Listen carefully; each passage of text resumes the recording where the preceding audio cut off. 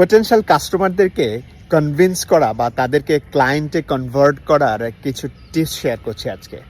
দেখুন, একজন নতুন কাস্টমার আপনার প্রোডাক্ট বা সার্ভিসের প্রতি তখনই ইন্টারেস্টেড হবে যখন সামহাও তার অবচেতন মনে ভেতর থেকে আপনাকে ট্রাস্ট করার মতো একটা জায়গায় সে পৌঁছাবে যে আমি যদি এই প্রোডাক্টটা পারচেজ করি বা এই সার্ভিসটা নেই তাহলে আমি বেনিফিটেড হব, আমি চিটেড হব না, বা আমি নিশ্চিন্ত মনে তাকে ট্রাস্ট করতে পারি। সুতরাং আপনার উদ্দেশ্য থাকবে কাস্টমারের মনে ট্রাস্ট বিল্ড করা, জায়গা করে নেওয়া। তার জন্য একটা টেকনিক শেয়ার করছি, সেটা হলো লেভারেজ ইওর সোশ্যাল প্রুফ।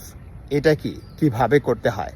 মনে করুন আপনার পটেনশিয়াল কাস্টমারের কাছে যদি এক্সিস্টিং কাস্টমারের ভালো কিছু রিভিউ আপনি শেয়ার করেন, ভালো কিছু টেস্টিমোনিয়াল শেয়ার করেন, কেস স্টাডিজগুলো প্রেজেন্ট করেন, রিসার্চ বলছে কাস্টমারের মনে ট্রাস্ট বিল্ড করতে হেল্প করে, সে কিছুটা ভরসা পায় আপনার প্রোডাক্ট বা সার্ভিস কেনার জন্য।